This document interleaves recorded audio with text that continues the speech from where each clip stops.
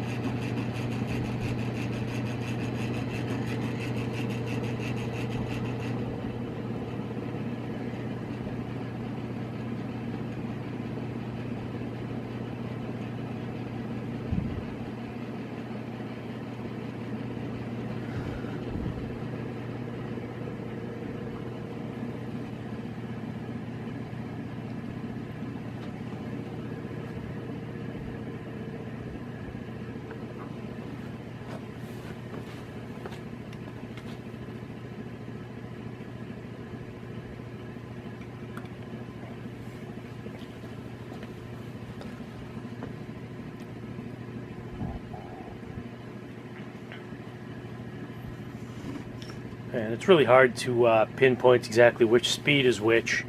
It tends to be kind of all or nothing, but this is the slowest it'll go, and spin down should be relatively easy, as with most friction drive fans. So yeah, I mean, it has the same blades as a blender fan, so you know, it's an Emerson heat fan, 52-inch. So you know, at least some of the parts I'll be able to use. But I'm just gonna put it back in the box. Probably never touch it again. Keep it more of as a more collector's item than anything else. But I'll show you the box.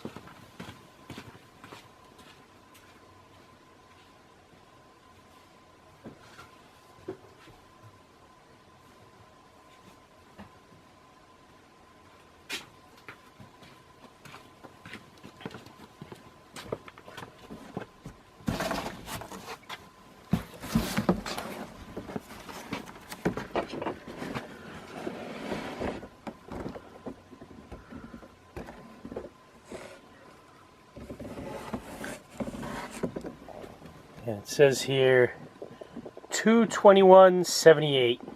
So February of '78, sold by Sears Roebuck and Company, Chicago, Illinois.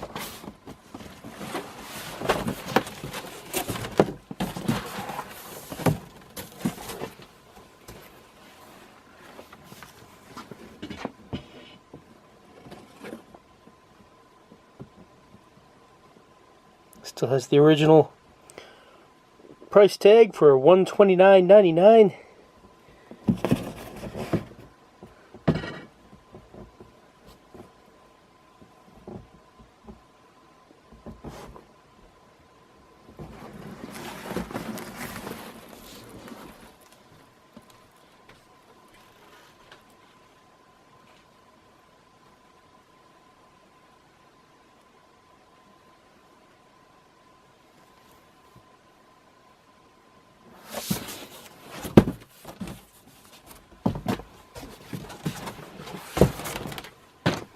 And it actually had a metal bracket that connected up the side of the flywheel, and to keep it from spinning, it was screwed into place, and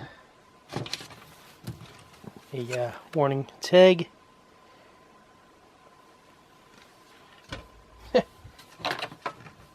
Actually came with this little bead, as well as some string. And that could be used to tie to the, you know, tie to the little turning knob here, if it were big enough to actually fit over it. But, you know, and then there's little holes in these side things you can adjust, but, you know, for a higher ceiling. But you can also, in theory, connect this to a wall-mounted solid-state control. But, you know, this is adequate for everything I need it for.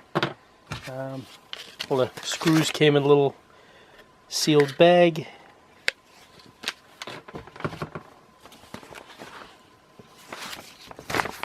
Get an optional light kit. This did not come with that, though.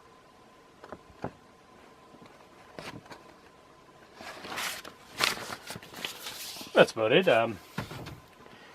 Want to thank you folks for watching this.